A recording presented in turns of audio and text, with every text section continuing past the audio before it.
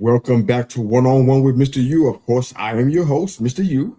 In studio with us, the founder of Get Real Social, the co-founder of Moxie Adventure Partners, social media brand strategist, community leader, the voice for America's youth, humanitarian. She does it all.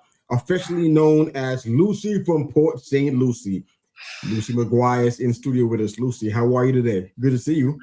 I am wonderful. How are you, Mr. U? Ready to roll, girl. Ready to roll. Excited about this conversation. We had a couple of awesome chats.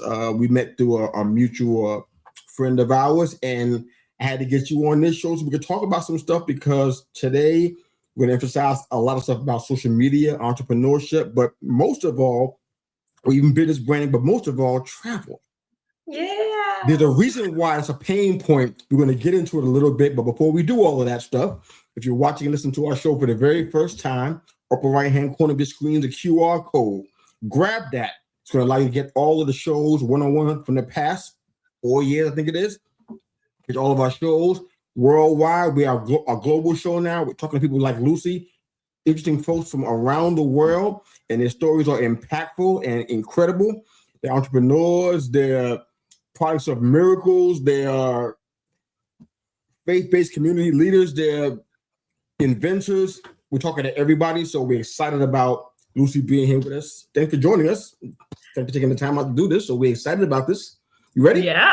Thanks for having me. I'm definitely ready. Let's get into it. Let's do it. So just a little bit, and kind of keep it as short as you can. I want to hear a little bit about your background, how you got from there as a young person to where you are right now. Is there a key factor, something that you think was instrumental in you getting to the place you are now from where you came from? Yeah, so that's a great question. And it's funny because whenever I share the story of how I got into what I'm doing today, I tell people it makes like no sense. If you like look at my journey from the beginning to end, I went from working as a cashier at Papa John's to moving up into management. And then, yeah, Papa John's, I still best corporate pizza that you can get. I will say that. All right. Corporate pizza, we're not comparing it to Italy or anything. So no, please don't even try. No, I would never. So, but I used to work as a cashier in high school, right? And then I moved up into management, and then I went into full marketing for 7 different locations in my local area. By age 21, I had that opportunity to become marketer or general manager of the local Papa John's that I was at. And that's really what kicked off everything in the marketing realm, because I've been in the marketing industry now for a decade. And that was my first experience with it in the Papa John's world, which was, definitely that more corporate side of things. But then you go from pizza to title insurance to opening a nonprofit about travel and study abroad to social media agency to launching Moxie Adventure Partners to help entrepreneurs, with their freedom. So it's like, if you look at it, you're like, that don't make sense. But essentially, I would say the biggest key, like pivotal point, all of it's built onto one another. But the pivotal key point and moment in my life that I share the most about really what launched me into creating the life that I am living today is in 2017. I was 22 years old, taking care of my dad full-time, working full-time, going to school full-time, in a relationship for 4 years. And all right. Going through the channels of life, right? Where I was just like, okay, I need to do, go to school, get the husband, trying to at least, or whatever, and, get a house, all the things, and go to school. When that didn't really work out was when my dad ended up passing away. It was a huge, it was a huge moment, and it's crazy. Sometimes I can talk about it and it's like completely fine, and then sometimes I like break down and it's just, one of those moments. But it's a huge piece of my story because I realized in that moment that like life was short. And when it wasn't even actually in that exact moment when it happened, right? Because you go through all these emotions, but then a few months later, I tried to go down that same path. And then I realized when everything wasn't really going my way, I was like, what am I doing? And I kind of had this screw it moment where I was like, screw this path that everyone says I should be on. And I literally decided to go and travel. And that's when I studied abroad for 1 month to Czech Republic and Hong Kong in the summer of 2018. And then I stayed in Europe and backpacked to 10 different countries. And after 4 months, the first 4 months of my life from age 14 that I hadn't worked, right? Because I was working since I was 14. And then this was the first 4 months of my life that I hadn't this was me truly experiencing life. And I realized that I didn't realize how lost I was. And I know it sounds cliche, but I found myself and I didn't know what was possible traveling. And that is what has made me into a proponent for travel, study abroad, traveling young, doing the dang trip that you said you wanted to do, and really learning about yourself, because I don't think there's enough emphasis on really doing self-development work as entrepreneurs, humans, anything, right? So that's really where it all pivoted from. And I'm sure we'll get deeper into it, but that's where it all started. We most definitely are. All right, so David chiming in said, Lucie, David, thank you for joining the show, sir. Appreciate you sticking with us and watching the whole way through, and subscribe if you'd like to. Love to have that there. Okay, so I want to ask you a question about the small town, which is kind of part of your bio. Now, I have really fond memories of Port St. Lucie. I have some family that lived there. Matter of fact, my cousin, he's part of a very famous musical group, but he passed away several years ago, and that's where he was. And so, when you say small town roots, talk to me about this. First, explain to me what that actually means for you, but also kind of tell me what you believe you avoided, like the bullet you dodged by being a part of a small town, and fast forward to where you are now. Did that make sense? Yeah, a little bit. Yeah, I got you. So I am from I live in Port St. Lucie right now, but I'm actually from this town just next to it called Jensen Beach, which is even smaller, which is kind of like a little spot on the map, or you're just you blink and it's gone, right? Then you're in Stewart. But Jensen Beach was a very a small town, and the small town vibe and being in Florida, right, where everybody just assumes you're from Miami or Orlando or whatever it might be. It's a completely different ecosystem, and there's a couple of different things that impacted my childhood being in my small town where I live, and that's one, that it's a much older community in Florida, right? So Florida, everybody comes here to die, and we all know that, right? retire, not die.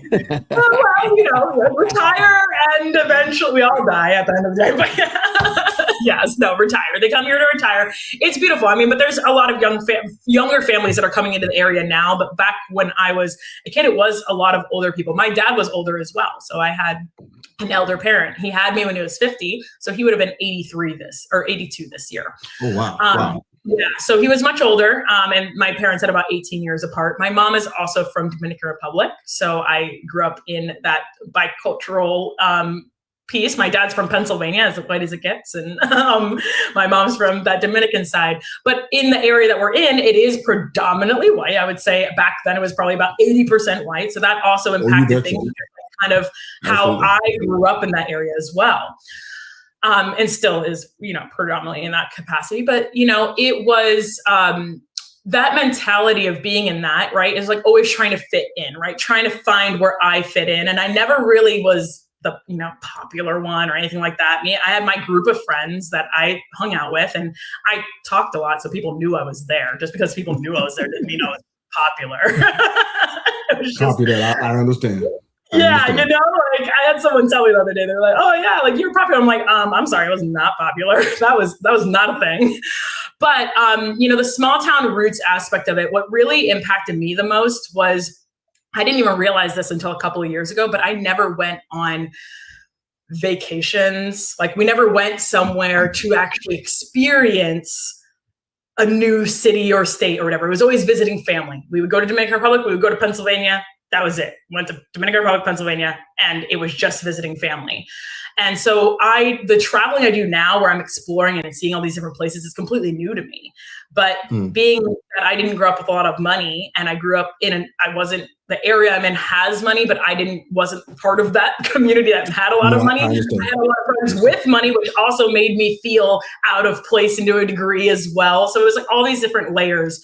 But the small town vibe was good. I learned a lot. I feel like it gave me a lot of room to grow from, especially as this is a growing area. So I could never personally live in a place like New York or Miami. Like I just couldn't, like it's too much. I like the small town vibe, but I think the people who grew up here always kind of want a little bit more at least, because it's like, it is really hard for young adults to connect with the community because it's so much older. And that's something that's kind of in my local area been something consistent that impacts our local community, if that makes sense. Hopefully that kind of answers your question. It does make sense. You didn't let the small town mentality kind of limit your capacity to dream and to think bigger. So that's a good thing. Because a lot of folks can't do that. They can't stay in that area where they grew up, especially people who knew them the way they used to be, and try to grow it beyond that. It's kind of like you're too big for your britches. Some people might say. So I get that. So much I want to talk to you about. I hope you have the time to get through it all. But you went to 27 different countries, if I'm not mistaken, and you were at 26 different states. So that means you traveled a lot. What would you say? Yeah, so it's actually 35 now. 35 countries and 49 states. Yeah. My bad. All right, 35 different states. Okay. So tell me, what would you say, Lucie, is your big picture takeaway from those experiences? Because a lot of folks do that kind of stuff like that, and they don't really grow from it. And I hear it in conversations or even on podcasts when they come on our show. But tell me how you believe you grew the most, or your biggest or big picture takeaway from being at 27 different countries and 35 different states across the nation. What do you think is a big picture takeaway for you? I think the biggest takeaway, one, I think that if everyone in the world traveled, and I say this a lot, if everyone in the world traveled, I believe we would live in a more welcoming, empathetic, and welcoming world. I think that people need to experience different cultures, people, ways of living in order to understand why it might be different from their own. One of the other things is that we as individuals very much base all of our opinions off of our experience. And when we are exposing ourselves to different ideas and cultures, we realize that there's so much that we don't understand, but you have to have the curiosity to understand it. And I always say that, unfortunately, people are judged based off of where they live and what their background is and all of that. But that's the one thing in life we do not choose. The one thing in life we do not choose is where we are born, what skin tone, all of these different things. Yet that is what we are judged on for our entire lives in a lot of cases. Yeah. And so when you travel, you realize that we're all not so different after all. And that's the biggest blessing and lesson that I have learned when traveling is I have conversations with people all over the world. We speak, my bad trying to speak their English, their language, or them trying to speak English, whatever. We communicate in every which way we can. And it's such a beautiful thing because you realize that we have the same views. Like we all just want to be happy. We just want to be fed. We just want to be loved. Like it's the basic core human aspect is all there for everybody. And the more we can realize that, the more we can all be better as a country and a nation and a world. I love that. One of the things that, if I understand correctly, it's been inspired by your life. You started a nonprofit called the Traveling Youth. I think it was probably in the same year that the whole nation, the whole world went back crazy. And you want to break down why you decided to build this nonprofit. Who was it for, and how was it inspired by your life? Go for it. Yeah, absolutely. So as I said, I did study abroad in 2018, changed my life. After the 4 months when I was there, I realized, wow, you shouldn't have to have a lot of money to be able to experience the world. I had the idea for the nonprofit at the end of that study abroad trip, or at the end of that study, like overseas, because I studied abroad and then I backpacked for 10 different countries. So I was there for 4 months. At the end of that, I had the idea, the name, but when I came back, I was broke, obviously. I quit my job of 7 years. And that was the first time that I had that time, right? So I had saved up all of my money and spent it. But I came back, went back to working, doing hard working like I always do. And when 2020 came along, I had a little bit more time, like we all did, right? And so I realized that this idea was in the back of my head, and I was like, I really like, I need to like ask somebody about this. So I reached out to my professors that I did my study abroad trip with, asked them if I could meet for coffee, told them about the idea. I said, is this a good idea? And they were like, absolutely. Yes, you should absolutely do that. And they gave me the steps of what to do next, implemented the capstone program at the local college, get some assistance and all of that. And then it was kind of off to the ground running. I didn't anticipate starting it like a few weeks after we had that conversation, but that's what happened. And then that's why I started during the pandemic. And then it kind of just blew up from there. And I was going so the Traveling Youth, we help underserved college and trade students take study abroad trips overseas through a scholarship. It's a month-long study abroad program. We're partnered with a university called CZU in Czech Republic that we do for 3 weeks. And then we do one additional week in another country. Now this study abroad trip is educational and cultural.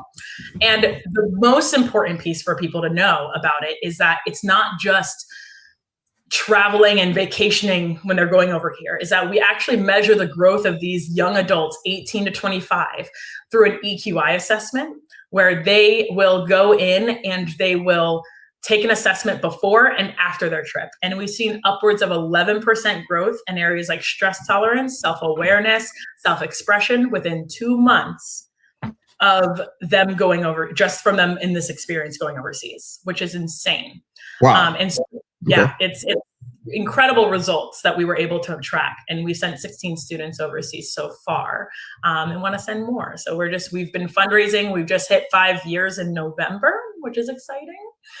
Congratulations. That's amazing. Yeah, it's 100% volunteer ran. And I'm very, very grateful for the people who are a part of that mission to make it happen and believe in it, and believed in it for 3 years before we even sent our first students, because we were still going through pandemic land. Yeah, absolutely. If nothing else, man, you have to gain perspective from travel. You see things that's like, wow, I didn't know this was going on, because it's not on the magazines that I see. This is real life happening to people, and it changes your heart.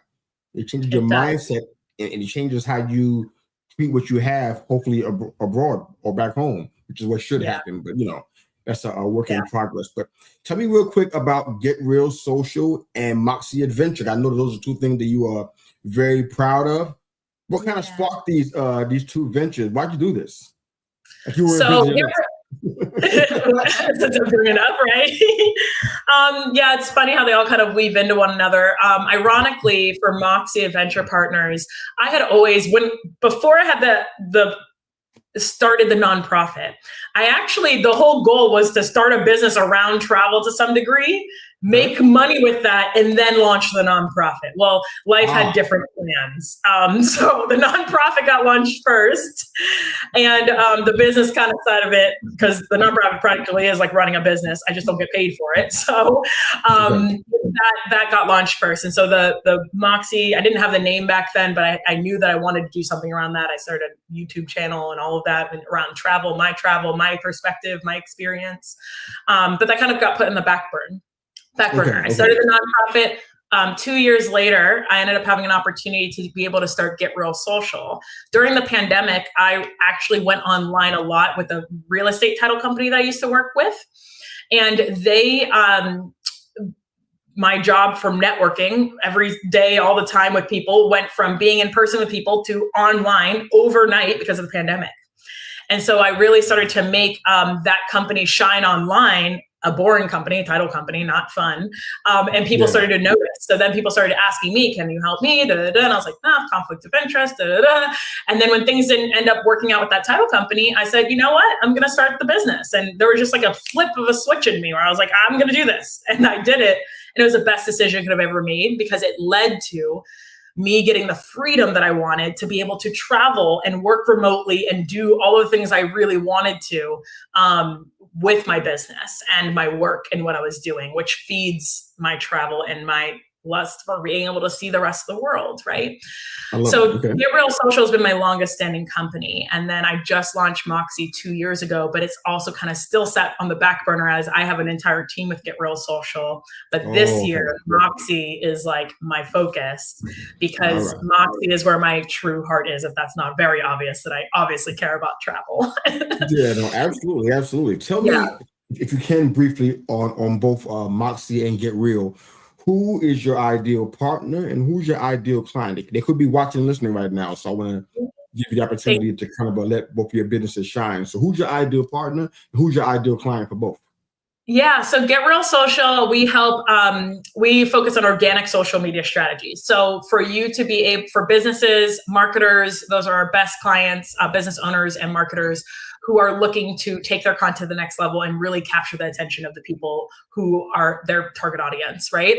So we do social media coaching and social media management for those businesses with those strategies. And we have different resources. So that is really great. And then Moxie Adventure Partners, we focus on helping entrepreneurs who said they started their business for freedom. We help them take back the freedom they said they wanted when they started that business. Oh, yeah. And we do that through travel, self-development, and entrepreneurship, because it's kind of like all the things that Lucie is about. We talked about self-development, all the things that impacted my life through travel, but also through learning. I feel like most entrepreneurs are self-development junkies to some degree. So it's like taking all of these concepts of being an entrepreneur, not being alone, but taking that freedom and the liberties that we said we wanted when we needed and started this business. Like we didn't start this work 24/7 days a week, right? Like we started it because we wanted some more from life. And then like piecing in, how do you weave travel into that if that's a priority and goal for you? I just launched a community, the Live with Moxie Society, for people to join and be a part of for Moxie Adventure Partners. And that is a group of entrepreneurs that want to do all of those things. And I just launched it last week. So I'm excited. Congratulations. Free or paid community? So there's a couple different levels, but the first and foremost is the movement aspect. It's only $1 a month. So any entrepreneur who wants to take that first step and just be a part of a community of like-minded entrepreneurs, it's only $1 a month. Live with MoxieSociety.com. Yeah. I love it. I love it. Okay. So here's one of my big picture questions. On every show, I ask 2 or 3 that kind of stop the show because not on purpose. It's just the way I think. You talk a lot about the transformative power of travel. And I get that because I'm somebody who really enjoys it. I don't get a chance to do a lot of it for some of the reasons that you started your business, because of those same reasons. In light of world events such as war, mechanical issues with planes, all piracy on the seas, all these things, how do you speak to people who are watching and listening in your sphere of influence, whether it be on a webinar or in your community? How do you continue to encourage them about the power of travel and still continue to encourage it with these things being at play? How do you do that? Absolutely. And such a, important topic and relevant topic to right now. I think the important thing to remember, and this goes for it just along the board, not even just when we're right now in a very sensitive time with war. I have friends, that are in Israel right now and like working to get back and stuff like that. So I totally understand that the impacts of all of that does bring a fear to it. There's always kind of been a fear around travel, though, especially with how it's like projected in the United States, with like the rest of the world being very dangerous. And so what I like to tell people is that it's actually not as dangerous as it seems. Sure, there's danger. There's danger everywhere. Honestly, there's danger in our backyard.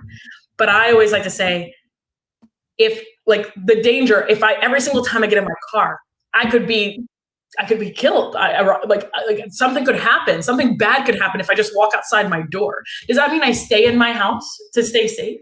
Right? Does that mean I don't do the things that like I really want to do and pursue because of the danger and fear that's out there? Because then we would all just be stuck, right?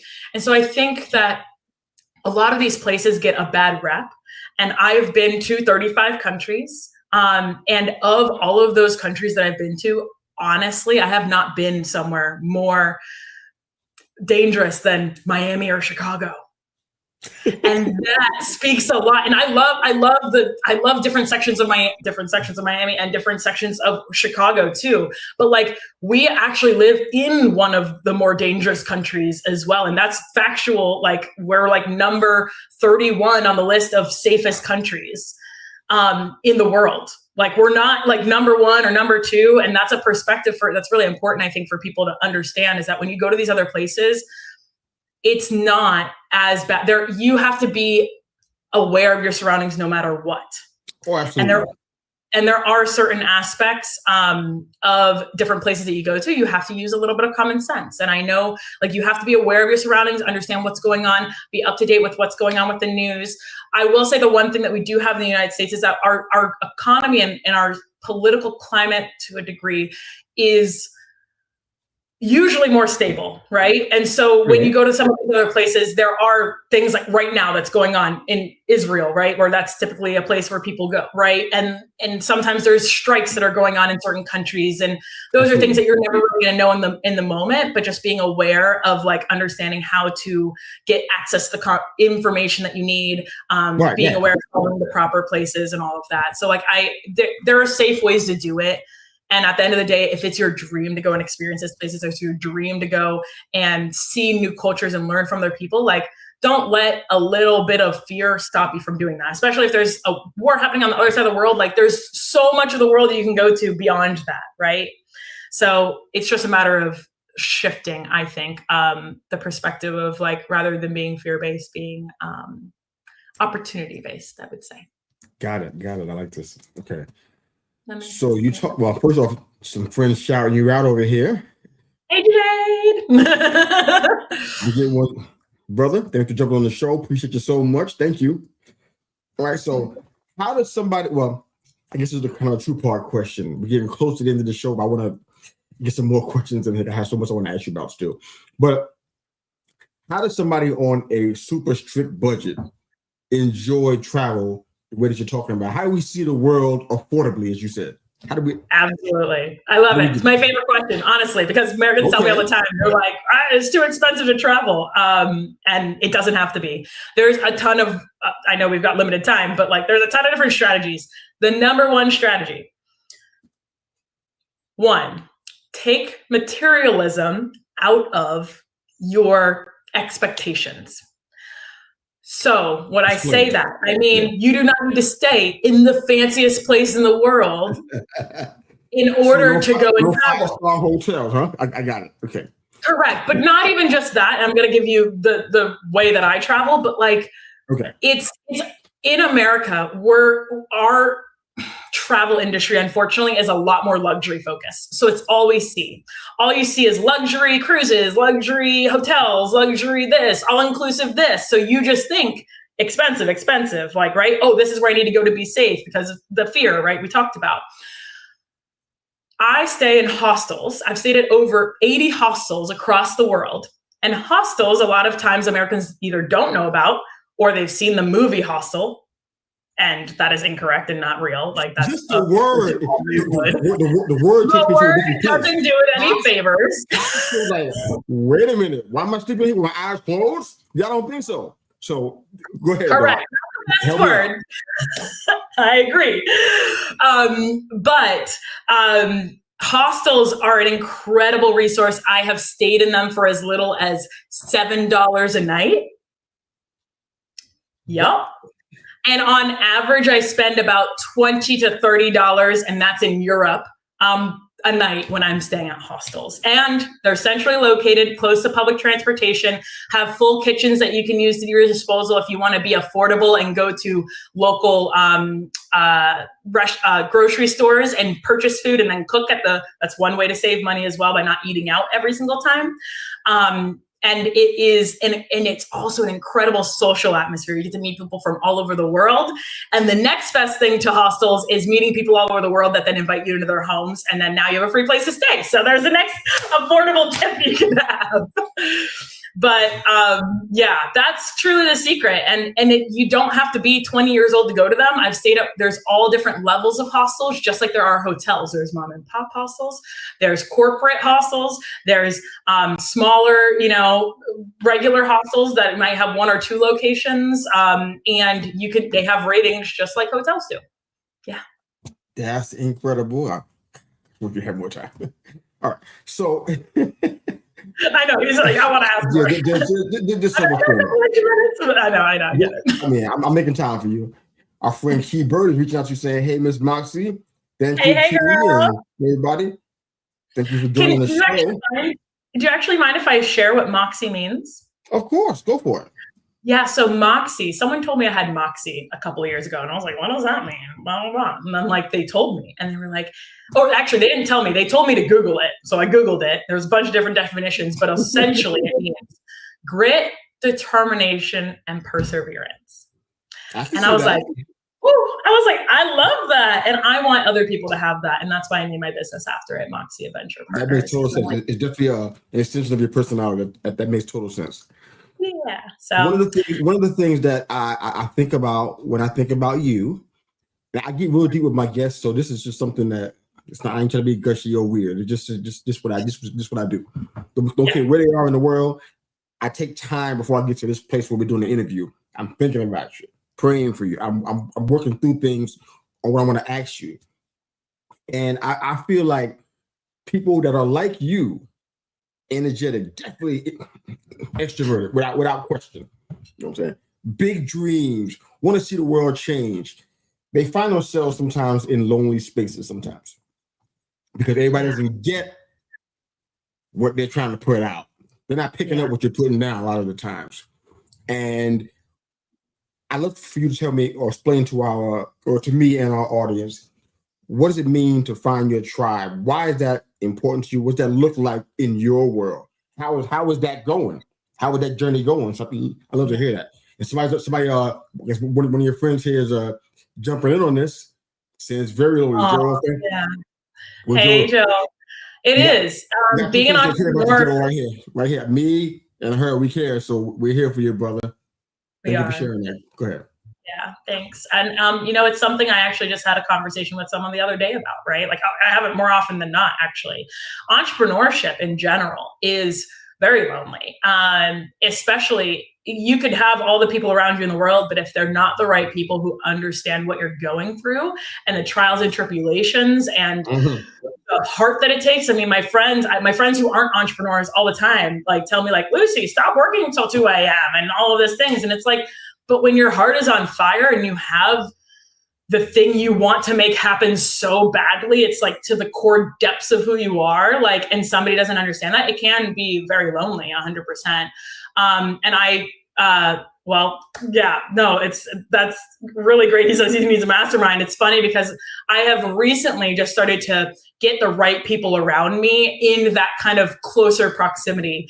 Okay. One of which is actually starting a mastermind group called Inner Brand Mastermind. Yeah. So I've partnered with 2 other incredible entrepreneurs, and we have a mastermind group that is around that, but also helping entrepreneurs with their personal branding and like getting that out into the world and their message out into the world in a more effective way, but also being a resource for like, hey, we know this gets hard and it's lonely. So like, let's all band together as entrepreneurs to be able to help one another to get to the next level of whatever that next level is for us. Cause we can all help each other at our different levels.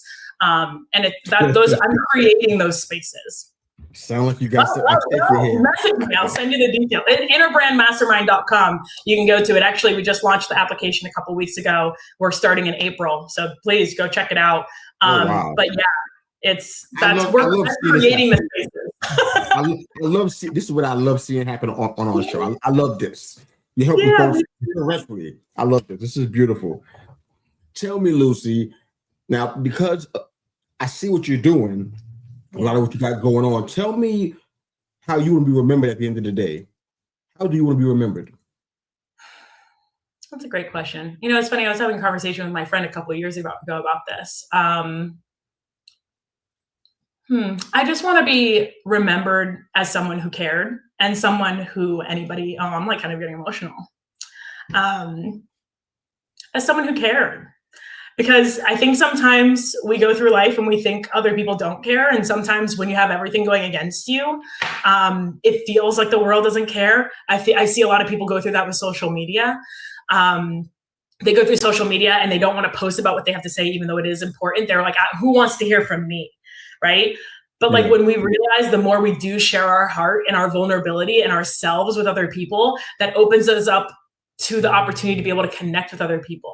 And sometimes you just need that one person who's going to listen and root you on. Like I made a video the other day that I haven't posted yet, but it was ironically me talking about how I'm like that friend that if you need someone to pump you up and be like, yo, you got this, but I'll also challenge you. I'll be like, are you doing this for you? Or are you doing this because the rest of the world told you needed to do this? Because we need to start being the healthy type of selfish. There's so much selfishness in the world that is not healthy, but there is a level of healthy selfishness that we all need to have, and make sure that we're speaking to ourselves. And I just want to be the one to help open that door for people, to help them to really care about themselves and do what's best for them that can help impact the world in a positive way, but them first, right? Deep down to their heart. I just want to be someone who cared and gave that space for other people. Yeah. I think I can see that already. I think you do care. Yeah, I do. And creating those spaces is, sometimes people need those, and you never know. I've had people reach out about random posts that I've done, and they're like, wow, thank you for posting this. And I just had someone stop me today and said, like, thank you for sharing your opinion. I don't agree with every single thing that you say, but I admire your perspective. And even those little moments, I know sometimes it feels like it's not a lot to like tell someone you appreciate them or when they post about something, but those little moments help that person, because I know they matter a lot to me. When somebody reaches out and says, thank you for posting that, it helps me to continue going on with what I'm doing, knowing that I'm not just speaking into the void, right? But creating those spaces and making sure that we're all creating those spaces for each other. I'm doing that with Moxie. I'm doing that with the Inner Brand Mastermind. And I want to encourage everyone else to also create those spaces, whatever their community needs to be around them that they need. Open the opportunity for people to have the conversation with you. Well, thank you for your caring heart. Thanks, Miss Steph. Thank you for this. This was so good. And just everything that you're doing too. I mean, I love meeting other entrepreneurs who are trying to make their mark on the world, their difference. I see the same grit and Moxie in you as well. 11, no, it's a lot. And so just, never stop showing up and doing what you're doing and giving other people the spotlight. But we're going to have to get you onto my call, and you can share all about you, Mr. And y'all have to, if you guys are listening, my audience, we're going to do the same for Mr. on the back. I would love that so much. Yeah. Before I want you to close our show out, let everybody know where they can find you, and just give me an opportunity, 120 seconds or so, to kind of speak to the people. What you want to share from your heart for them. Maybe it's about travel, maybe it's about breaking through without limits, wherever you want to go with it. But before we do that, I want to just thank the guests that commented. I don't know more watching than that, but Joel and Janaid and David and Key, you guys are following Miss Moxie over here. Thank you for doing that. If you guys are so inclined and you enjoy this show and content like this, I invite you, if you don't mind, without me being a shill out here, if you don't mind, subscribe to the YouTube channel, subscribe to our show on Apple Podcasts if you're a podcast listener. Help us keep on putting out content like this. So we need your help with that. So thank you. If you don't mind doing that for us, that'd be great. But the floor is yours, Lucie. You can let everybody know where they can find your work. You shared a lot of work, so I don't know how long it's going to take, but the floor is yours. You got 7 minutes. You got to use 7 minutes. I'm happy to give it to you. You're a blessing, and I'm really glad you came on our show, and you're a part of my life now. So I'm excited about it. So take time to go ahead and share about how they can find you and whatever you want to share with the audience. Go for it. Yeah, thank you, Mister. You're so sweet. Honestly, I actually have made it easy because I have really focused on my personal branding and all of that. I've made it extremely easy for people to find all the things that I do, and they can choose what path they want to go down.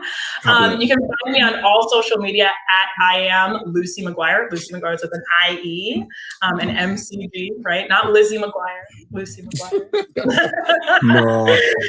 So I am Lucie McGuire on all social media platforms, Facebook, Instagram, YouTube, LinkedIn, TikTok, all of them. My most frequented platforms are Facebook and Instagram. Always feel free. My DMs are always open. You can also go to luciemcguire.com and you can see all of the ventures and everything that I'm a part of, see what they are and whatever it is that you feel you need to go like down the path of whatever resonated with you. And I'll, just say too, like if there's any other people out there who, just feel like sometimes the world is against you, or that maybe the support system that you don't have is around you. And if anything that I've shared today has resonated with anyone, I'm happy to connect you into the communities. I'm a connector at heart. And so I just want to connect other people, whether that's through my community or other people's communities, or, resources that I can provide. Please reach out. And I'm happy to get you connected the best way I can, because I just think that at the end of the day, rising tides lift all boats. And so if we can all just do that for one another, we would just live in a better place. So I encourage you to do that for your community, but also I'm happy to do it for you as well. So that's all I have. I think I've poured my heart. Like, I think it's very clear where I stand. I just, be kind to everyone. You never know who's watching, especially on social media. Sometimes I'll leave it with this. Sometimes we post things out there and it feels like nobody's listening. You might get like 2 likes. There's a lot of vanity metrics around a lot of things on social media. But even if 2 people liked it, but 100 people saw it, right? If you put 100 people in a room, that's a lot of people. And so those are, when you're on social media, you're not talking to everyone. You're talking to the one person on the other side of that phone that's watching your piece of content. And so your content, whatever you're sharing, that piece of you should be talking to that person. And so just think about that when you're posting your content, and thinking about if you are creating something that's adding to the world or adding, more discomfort to the world in a degree as well. Like, be the ones that are being the light in the world and not the darkness. So that's what I'll leave it with. I love that. Thank you so much. Thank you. And you got people joining your mastermind already. This show is helping a little bit. I'm encouraged by that. I love it. That's why I'm doing this. If I can get help with content and stuff, that's great. But this is why I do this. So you can connect folks and get people where they need to be at. Joel needs to be in the mastermind. You helped make that happen. You did it. Yeah, so, you helped make that happen. It's because of you. I'm loving this. Humanitarian, social media brand strategist, the founder of Get Real Social, and the co-founder of Moxie Adventure Partners, Lucie McGuire. Thank you for being here. This has been fantastic. You made our show better today. Thank you. Awesome. Thank you. Thank you for having me. My pleasure. That's Lucie. I'm Mr. U. Right ahead. Thanks for watching and for listening.